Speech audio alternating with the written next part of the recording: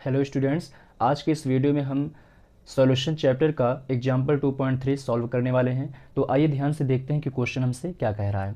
Calculate molality of 2.5 gram of ethanoic acid, जिसका formula क्या होता है CH3COH in 75 gram of benzene. ठीक है, सो हमसे क्वेश्चन में ये कह रहा है कि आप मोलैलिटी कैलकुलेट कर दीजिए। ठीक है, मोलैलिटी को हम लोग कैसे डिनोट करते हैं, स्मॉल m से। ठीक है, calculate molality of 2.5 gram of ethanoic acid in 75 gram of benzene.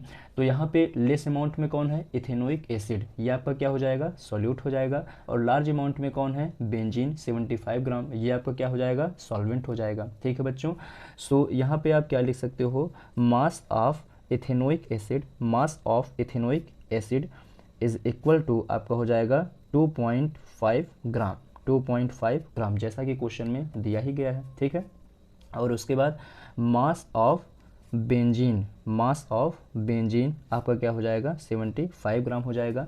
Molality का फार्मूला जानते ही हो, number of moles of solute, number of moles of solute divided by आपका हो जाएगा mass of solvent, mass of solvent in KG.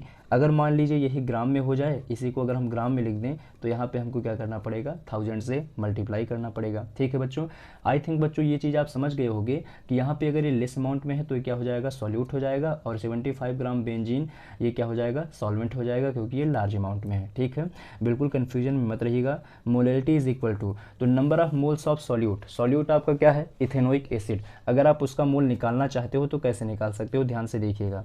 Mole is equal to क्या होता है, given mass by molar mass. ठीक है, आपको किसका निकालना है, CH3COH का, तो इसका मोलर मास हो जाएगा 60। ठीक है, अब कैसे हुआ ध्यान से देखिएगा, कार्बन का होगा 12, हाइड्रोजन 3 है, 3 हो जाएगा, और कार्बन का हो जाएगा 12, ऑक्सीजन 2 है, 16 दूना 32, प्लस में हाइड्रोजन का 1। अगर आप इनको कैलकुलेट करोगे तो कितना आएगा, 60 आएगा। ठीक है, तो N इज इक्वल टू, मैंने आपको क्या बताया, W/M। W का मतलब क्या है कि क्वेश्चन में आपको क्या मास गिवन है। ठीक है, तो 2.5 ग्राम आपका है इथेनोइक एसिड, तो यहाँ पे आप 2.5 कर दीजिए और नीचे क्या कर दीजिए, 60।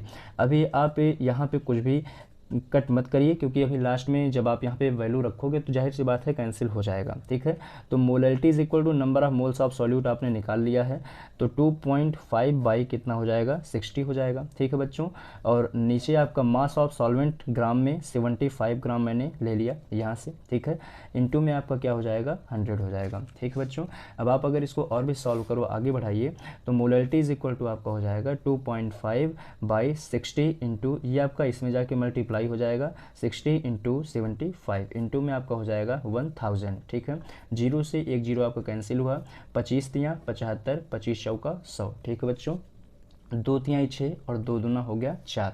तो मोलैलिटी इज इक्वल टू आप लिख सकते हो 2.5 दूना 5 और 3 त्रिका 9। ठीक है, आप इसको आराम से कैलकुलेट कर सकते हो, डेसिमल लगाइए, जीरो बढ़ेगा, 9 पचे 45, तो 10 में से 5 गए, और यहाँ पे फिर से जीरो आपका बढ़ सकता है, 9 पचे 45।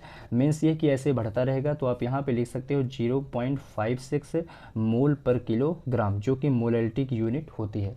आई थिंक बच्चों ये क्वेश्चन आपको समझ में आया होगा। सो मिलते हैं आपसे नेक्स्ट वीडियो में एक नए क्वेश्चन के साथ। जय हिंद।